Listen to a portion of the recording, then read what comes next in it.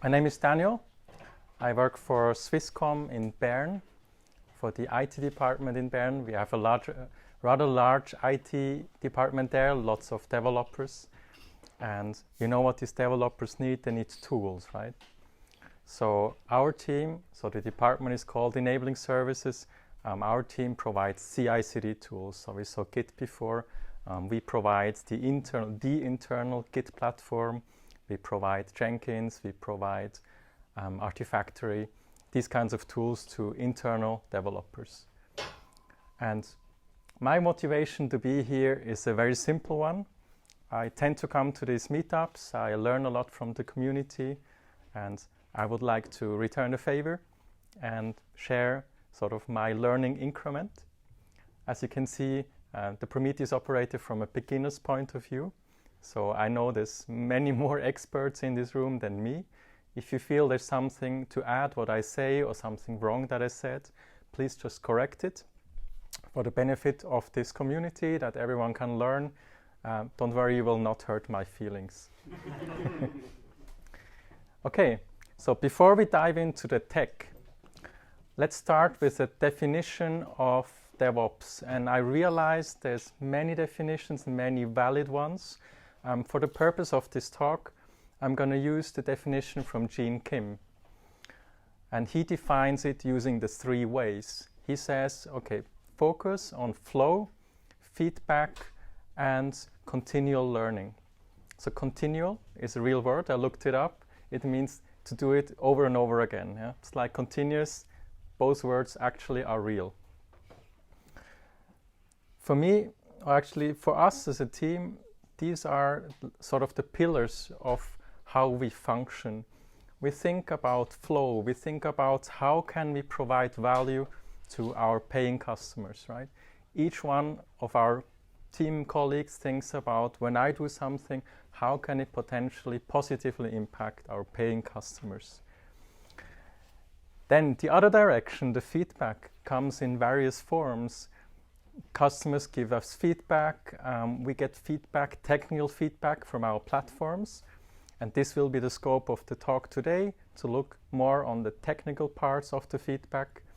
And obviously to close sort of this feedback loop is the continual learning part. I mentioned briefly Gene Kim. Maybe you don't recognize him by his name. Maybe you recognize him by his publications. This is the Phoenix project. I believe it's very commonplace that authors release a book that is sort of a novel. So also the Phoenix project is a novel. It's just a story that you can read, and you can read it within 2 afternoons or so, or a weekend, and it's really fun to read, and it teaches you all the basic concepts, the important parts of the theory of DevOps, so to say, in a funny story. So there's this Bird guy, or Brent, I forgot what his name was. Brent was him, right? And he is the expert, and he keeps all the knowledge to himself, and there's tons of work in progress, millions, that's wrong, right? But maybe hundreds of projects in parallel running, and this Brent guy being the bottleneck, obviously, and someone comes in and says, like, let's stop the work in progress or reduce that, and it's really funny. And the other book from Gene Kim is the DevOps Handbook that sort of goes deeper into the 3 ways. And he released a new book, the Unicorn Project and Accelerated. Haven't read it yet. It's on my Kindle since the release. I really have to catch up on that. And yeah, I can recommend it. This is the one I can recommend because I read it. The other one, I guess, it's pretty good too. So we looked at, we actually said feedback will be sort of the scope of this talk. More specifically, technical feedback. And yes, Prometheus. Unless you've been living under a rock for the last couple of years, you may have heard of Prometheus. It's a monitoring platform, monitoring and alerting. What's great about it is that it provides you sort of these libraries so if you don't understand the word instrumentation to your code, if you write an application, you can use the Prometheus client libraries to expose internal data structures from your applications. metrics that are relevant to you, to the outside. If you cannot modify the code, you would be using an exporter that connects to a MySQL database or PostgreSQL database and sort of gets you the data out, right? The metrics you're interested in. And the basic principle of how Prometheus works is that it uses HTTP. It goes to your exporter, or essentially the instrumentation code generates a HTTP server, and you can scrape the endpoint. It is a pull-based mechanism. You can also use push. There's push gateways, but in principle, Prometheus uses pull. Nobody, I think people are nodding in this audience, so I guess I'm saying the right stuff. Also, it includes a time series database. Time series essentially is sequences of the time, a point in time plus a value. And Prometheus has its own time series database. I mentioned this especially because it comes in handy later when we look at dashboards. The Prometheus time series database is not meant for long-term storage of data, not in its standard form. It's just used to scrape it, keep it around for a little bit, and compute sort of the alert metrics. If you want to store it more persistently, you would export it somewhere else. The reason I mention it is the dashboards. We're going to look into actually Grafana later also, and that comes in quite handy. The scope of this talk was the Prometheus, that's quite a tongue breaker, the operators essentially. And operators are constructs in Kubernetes that were introduced by CoreOS. CoreOS is one of the contributors of Kubernetes. And this Brandon Phillips said in his original blog post in 2016, an operator represents human operational knowledge in software to reliably manage an application. So it turns people into code somehow, at least their knowledge about how to run applications. And he goes on and says, I envision a future where we have operators for PostgreSQL, MySQL, and any other application where you can sort of codify the knowledge about, or the best practices knowledge about how to run an application into these operators. Yes, and that's a Kubernetes construct, this operator. Prometheus, obviously, you can use outside of Kubernetes as well. When we put these things together, you get something interesting. You get the Prometheus Operator, and that's a Managed Prometheus setup for Kubernetes. So whenever you get to the use case where you want to monitor applications on Prometheus or the cluster itself, then think about evaluating Prometheus Operator. That could be a useful tool for you. This is a bigger picture of how this is set up. At the center bottom, you see the operator. The operator basically deploys and manages the Prometheus server. It also watches and creates these so-called, they're called Service Monitor 1 and 2 and Prometheus.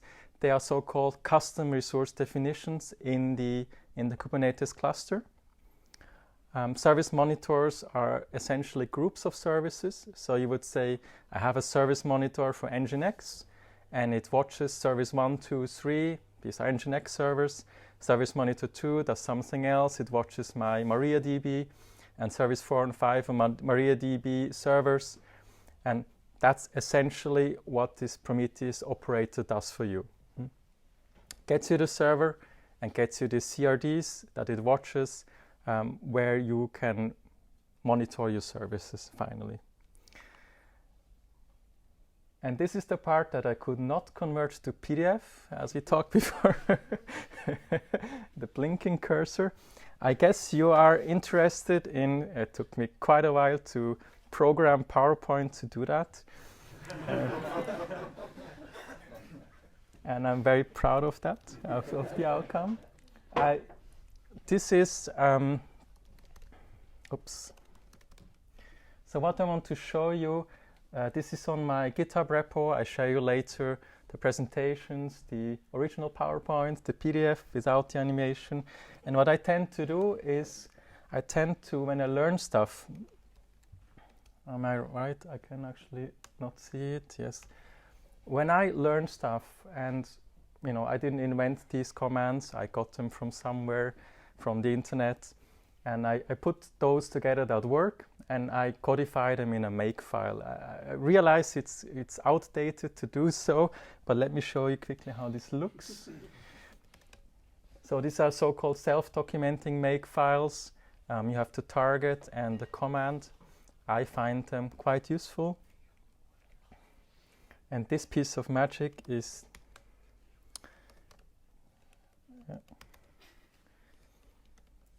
this piece of magic is done by a one-liner, essentially. That generates the greps for the targets and formats it. Not the purpose of this talk today. Let me walk through the individual steps of installing the Prometheus operator. And honestly, it's actually multiple things that... so I'm using Helm. Helm is a package manager for Kubernetes. You install it on your cluster. It has a cluster-sided component called Tiller. And you give it a lot of permissions, this Tiller. And then Tiller can do stuff on your cluster. It can install stuff for you. Essentially, I get Helm in the older version, Helm 2, because that's the one I know best. And I initialize it, I create the service accounts, do the permission assignments. It's called cluster role binding, so you give a service account permissions on cluster level and not project level. And this is the key line.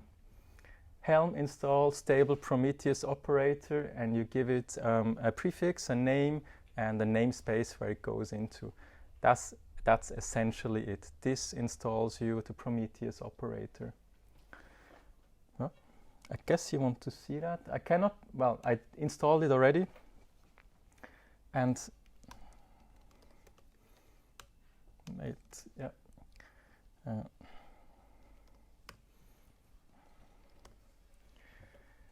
I also have, because I'm not exposing, so if you know Kubernetes, you have basically pods running inside of this cluster. They have internal IP addresses.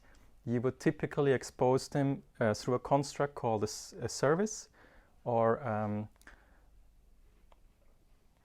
forgot the name. An ingress, thank you very much, yeah. That's the one. And I actually don't do that. I just use the port forward feature. I just pull in the port from the pod to localhost, and that's an easy way of accessing stuff if you're just really trying out. If I now do, this is the self-documenting one, make artifactory.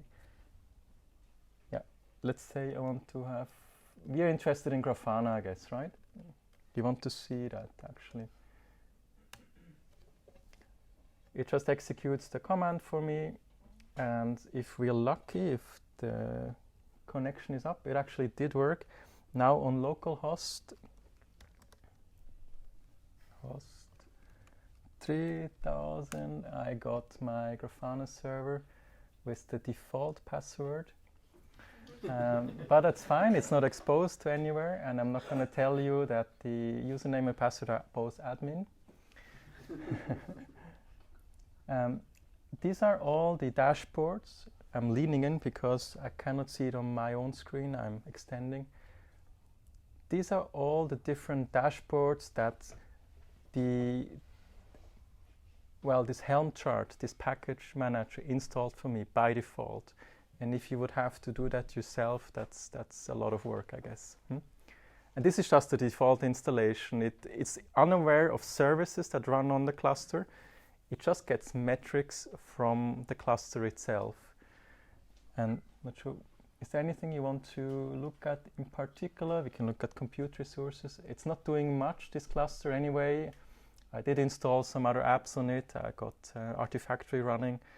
I got, I think, Argo CD installed, but then they're not doing anything, so they're not going to use up resources. Essentially, it gives you all the info about about the cluster that you might be interested in.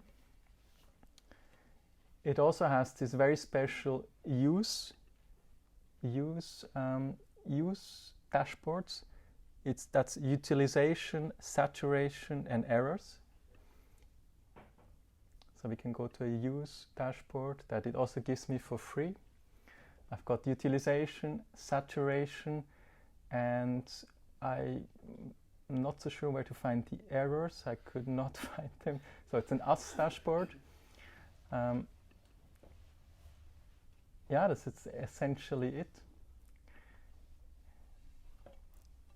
The Helm chart I installed essentially pulls the packages, or the sources are from 2 different locations. Can quickly show you. This is the Prometheus Operator, and I believe this was maybe one project before, because when you look at documentation from many years ago, they talk about the whole complete monitoring solution. Now the Prometheus Operator, or maybe I misunderstood. Now the Prometheus Operator is really just the operator part that manages the Prometheus cluster. I guess it's always been like that. I think I just misunderstood that. The Prometheus Operator is just really, when we go back to the slide, it's really just this one, right? This is the operator, gets the server up, gets the CRDs running, and all the other extra stuff that you saw with the Grafana and all the bells and whistles around it, they are from a separate project. This is the Prometheus Operator, as I said, from Core OS. It's still there. It's still under this repo. And it says that, okay, makes the Prometheus configuration native, It's a piece of the puzzle regarding full end-to-end monitoring. Now if you go to, and it recommends you to go to kubeprometheus, which combines this Prometheus Operator with the rest that you saw, the dashboards and the extra stuff you might be interested in. That's this repo, kubeprometheus. And the reason I'm showing you this is because when you want to, obviously I just got the default install now, when you want to customize it, you would have to go here and look at the configuration. And kubeprometheus uses a templating language called JSONet, which is a Turing complete, really a full programming language to do, that's this one, JSONet. Uses JSON as a foundation and adds all these programming constructs to it in a way that is suitable for this kind of use case. And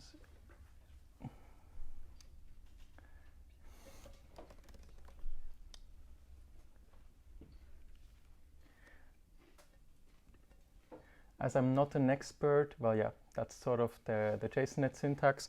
What you would be doing, you would be getting these JSONet files, you would be modifying. So essentially it's trying to build up a tree, and that the tree will then be serialized into a YAML. So you build up the Kubernetes YAML as a tree in the way you want it, with, they call it mix-ins. They take, a little bit from here, a little bit from there, plus your local config, local changes, generates the YAMLs out of that. As I said, it's like a templating language, and this then you would apply to your cluster. And this allows you to define all the custom resource types and the monitoring for the services that you want. And since I'm not very proficient in that, I will leave it at that you can actually customize it. And go back to the slides. Or is there anything you want to see in the demo? A dashboard, Prometheus itself, the alert manager. Do you have any CRDs in the demo? No. That I did myself? Yeah, like you said, the Prometheus Operator takes CRDs to deploy the server and stuff. This, I'm only aware of these CRDs, Service Monitor, but I've not looked into how they're constructed. So if you can tell me how to do it, we can pull it up. Okay. I think you can just do, I don't know, let's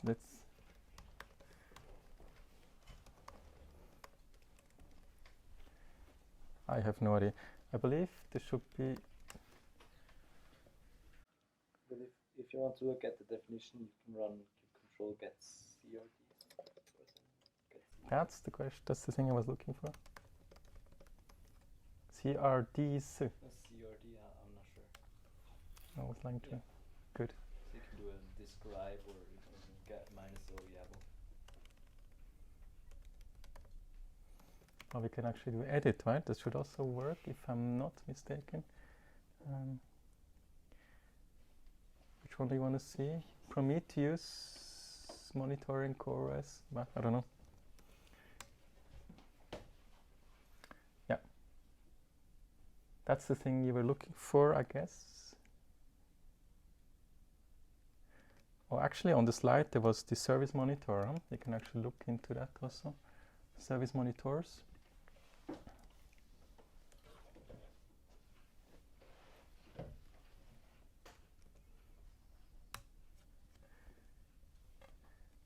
This looks like this. I'm not entirely sure what I'm looking at. Is anyone a CRD expert? Well, ish. Ish. Well, basically, I'm not sure how far you can be an expert in CRDs, but it describes the schema of the custom resource. Basically, it says like how does the construct of the CRD need to look like. So you can see here it has the properties, it has an API version which needs to be a string, and it has a description for that. And like if you scroll further down, you can see every field of the YAML file that you need to define if you actually want to instantiate that CRD. Maybe I was imprecise. Do you have deployed any service monitors or? No. That's above my knowledge level. Yeah, that will definitely be the next step, actually, to look into that. Yeah, it looks like a schema, right, with the different fields, like an XSD or something like that, an XML schema or so, or DTD. I'm not sure what makes the magic then. There must be something that uses this CRD, gets as the operator. The API server just uses them to validate the actual instances, Mm. and the operator then in turn listens on those CRD instances Mm. and does its magic with them. So most probably the Prometheus operator will create the scrape config for Prometheus out of those CRDs. Okay. So to try to repeat what you said for the mic, you store the CRDs and it contains the data, and then the operator makes a scrape config on the CRDs to watch on changes, huh? Or yes, pretty much. CRD is just the definition, yeah, and you can have specific instances. So if you do a control get, what was it? Control get service monitors, you should be able to list. CRD slash, huh? No, actually just service monitors, because the CRD defines a resource that's called service monitors, and these are your instances of the CRD. Okay. So these were deployed by the Helm chart for Yes. this. Essentially by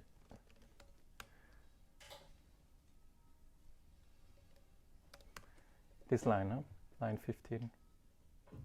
That's all I did. It's like apt-get for your cluster. That's sort of what I learned. Many people say it's not so great to use Helm because you give this tiller a lot of privileges on your cluster, and you need to. Helm 3. It's fixed in Helm 3, you say? Okay. And in Helm 2 you can have tillerless version, but it took me more than 1 day to install, so I gave up. It's so fast moving, and that's really exciting. You find information and documentation and stuff. Maybe a blog entry is 1 year old, and it's already not valid anymore. And then, yeah, and that's why I pinned the version here, version 2 of Helm, because that's all the info I had around how to install it and use it. And you know, Helm 3 is the latest version, right? Yeah, that's pretty exciting actually. Yeah. Good. For me, that would conclude the demo essentially. A summary. So a takeaway. The Prometheus Operator is a managed Prometheus setup for Kubernetes. So when you ever run into a situation where you need to, as I said, I think I keep repeating myself, but it's a summary, monitor a Kubernetes cluster itself or services on Kubernetes, think about the Prometheus Operator, could be a valid option for you. It's customizable with JSONnet, and it gives you the Grafana dashboards for free, actually. Yeah. Do you have any questions? I guess I have more questions than you guys on this. So let me use that opportunity.